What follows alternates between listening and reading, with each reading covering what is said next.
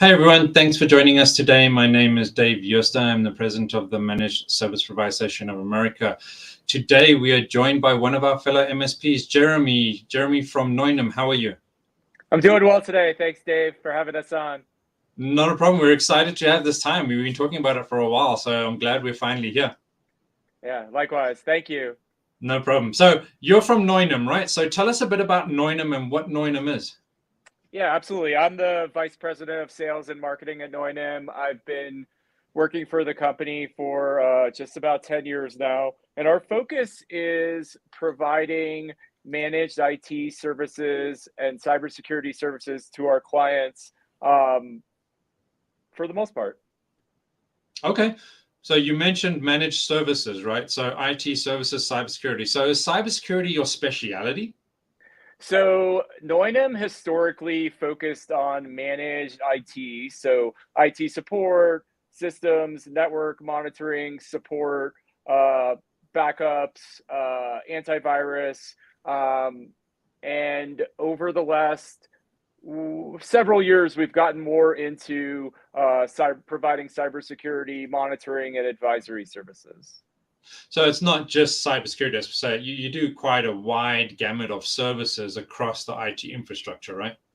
So our position is to partner with our clients to understand their business requirements and put together a comprehensive package that includes managed IT as well as cybersecurity services.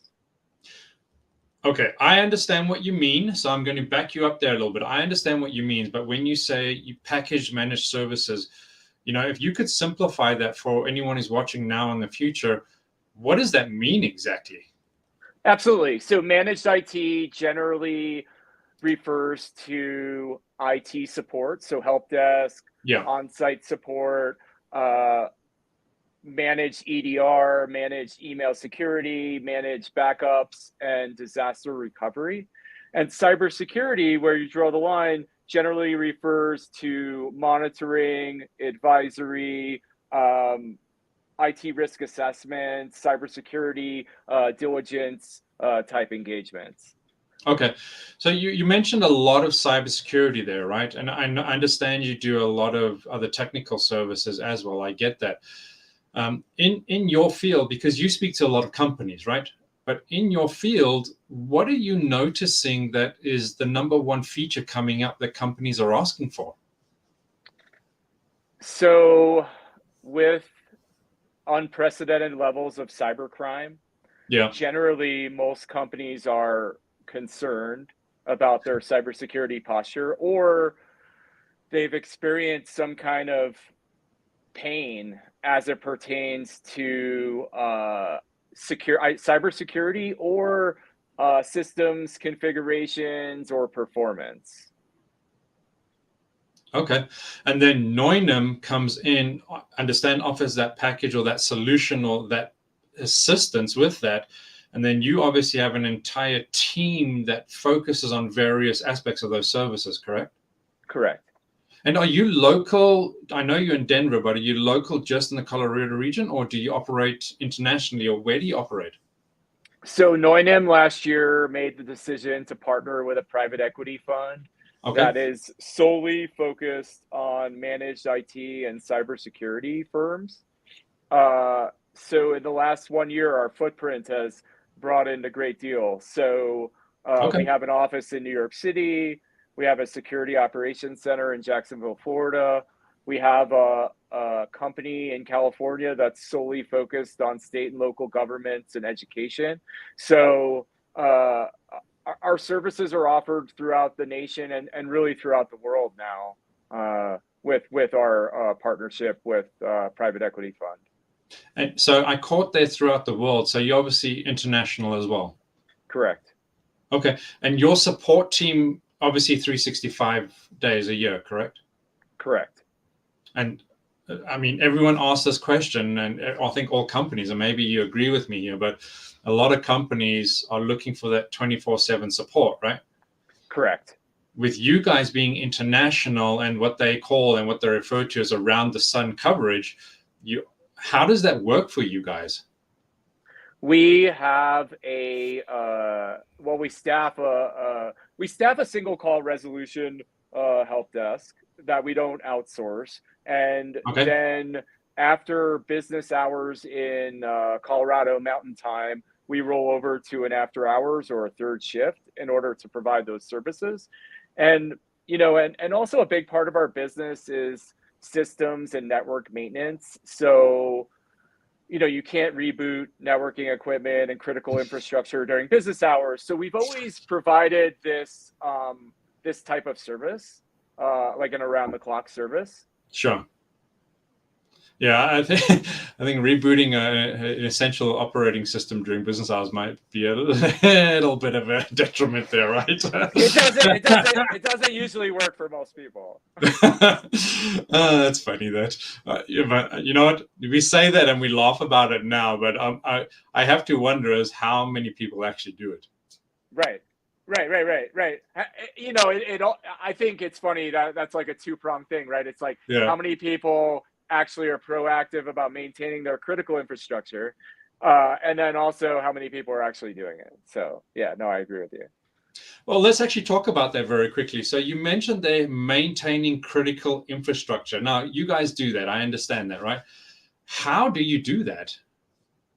So we've got internal processes for that. Historically, like what we call our premium maintenance on systems and networking equipment, Sure. we use a combination of remote management and monitoring tools, as well as someone on the other end, like an actual human that is an expert with, say, it's a Windows server. We've got a team of MCSEs, which is Microsoft Certified Systems Expert, that is administering the patches, administering the updates, and then rebooting the equipment, and then also ensuring for our clients that the applications and services come back up on the other side. Because a Sure. big reason that MSPs are hesitant about updating critical infrastructure is that it could break something, right? And we all know breaking something means allocating resources and having to fix it. So we've got a process at NOYNIM that I would consider proprietary to our business about Okay. how we go about maintaining critical infrastructure for our clients. And I'll tell you, with how cybercrime is these days, it's critically important to stay up to date on these patches and updates, because Yeah. most of them are focused around operating system and service vulnerabilities. Yeah, and it's funny you mentioned that, and I agree with you about the cybercrime, and it's not going to go away. And the hackers are just getting more sophisticated, and they really are intelligent. They know what they're doing, for the most part, right? But you mentioned their MSPs are hesitant to update systems, and I'm sure that this is a whole nother topic we can go into all day long, right? Whether they're hesitant because they just don't want to do it, or maybe they don't know how to do it. But you mentioned hesitant because of breaking systems from patches, which has happened before, and it will happen again. What would you say to any MSP that is watching this? Is how would you recommend or make a suggestion that they kind of navigate that? So I think that our industry is so heavily focused on automation and AI. Yeah. And I agree with its usage for pushing patches and updates to key systems, but I also think that there's a human element that's important behind that to ensure that the systems are patched appropriately and updated appropriately. And not only that, but that the customer's EMR or accounting software or geoscience applications come up and work after the system's updated. And I, like, from an MSP perspective, another MSP leader that I was networking with recently said to me, we were talking about this topic, and he said to me that servers or critical infrastructure don't generate tickets, users do. So I think a lot of MSPs are hesitant about being offensive on patch management because theoretically it could generate more tickets. I've never heard that phrase before, and it makes a lot of sense. That's interesting. That'll be an interesting comment. I think, having that perspective in like a seminar or a conference discussion would generate a lot of interest. Sure. And our position on it is, we're cognizant that when you update things, right, it could cause issues, right? You're making changes to the environment. Yeah. So that human element for us has worked really well because we've got an expert on the other side that's administering the updates to the equipment. Sure. And then also ensuring that everything comes up right. So the customer doesn't come in at 8 a.m. and they've got, let's say it's a dentist's office, right? And they've got patients to see at 8:15 and their, their EHR isn't working right. It could be a big issue, for an IT services provider. For sure. You've mentioned EMR and medical dentists. Is your primary industry focused in the medical industry? We, healthcare is one of our specialized verticals, but it's, along with manufacturing, oil and gas, finance, professional services. Now that we're partnered with a private equity fund, a big focus of ours is partnering with other private equity funds, helping them understand what their IT risk exposure is at the portco level, understanding what their requirements are, and then assessing their portfolio based on those requirements. So that's turned into a big focus area of ours. And do you find that part of the industry is growing where it's manageable from an IT perspective, or is it kind of out of control a little bit?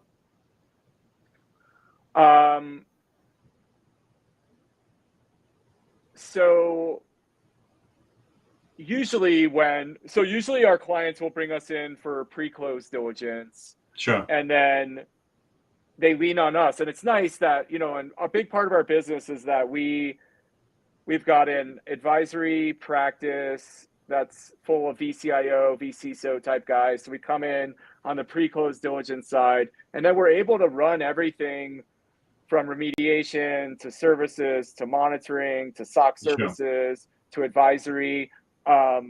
So, for us, it's just understanding the client, understanding the portfolio company, the type of company is, what vertical, what industry, and really crafting something that's custom based on their business needs. And then, I guess where I was going with that is that, especially on the pre-close diligence side, companies are in an exit strategy for quite a while. Generally in that process, they're not investing in their infrastructure.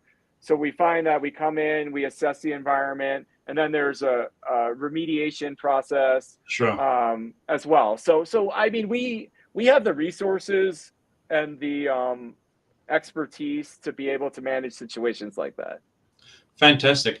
We're coming up on time here, but before we do go towards the end of this, there's a lot of MSPs throughout the United States, right? And you touched on it very briefly. I picked that up, but in your own words, what makes NOYNIM such a unique MSP? So our differentiators are our commitment to customer service. Okay. Our expertise, certifications, our team on staff, and just all the capabilities and services that we're able to provide under one roof, under one team, and not have to bring in third parties and subcontractors in order to provide the services.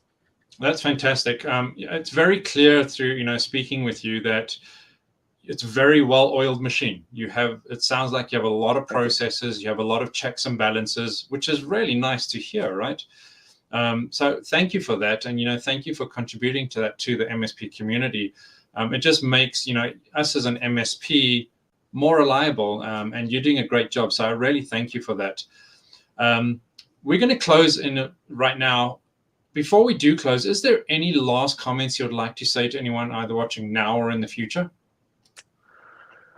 I would just say that it's hard to do business on pen and using pen and paper these days. And there is such a reliance on computer systems, whether you're a one person company or a 10,000 user company or employee company, right? Yeah. And with that being said, every business needs a partner that can help advise on technological decisions, can understand their business, can just be a partner. And with cybercrime as prevalent as it is, I think it's incredibly important for everyone out there, whether you're an MSP or not an MSP, to find a partner that you trust that can help you on your technological journey.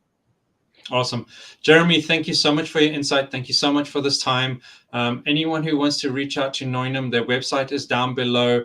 Reach out to them, have a chat, see if they're a good fit for you. They are very, very experienced, which is obviously evident in this, but I also know the company is very experienced as well.